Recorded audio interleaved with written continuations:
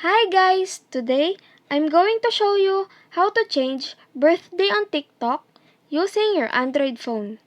Just keep on watching this video and let's get started.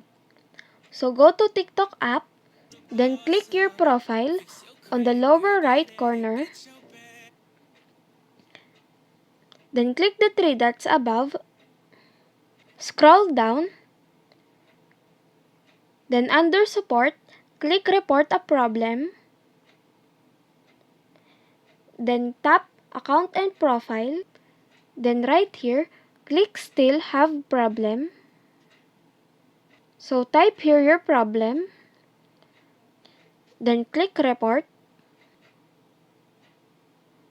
So you will see here the feedback. Just wait for it.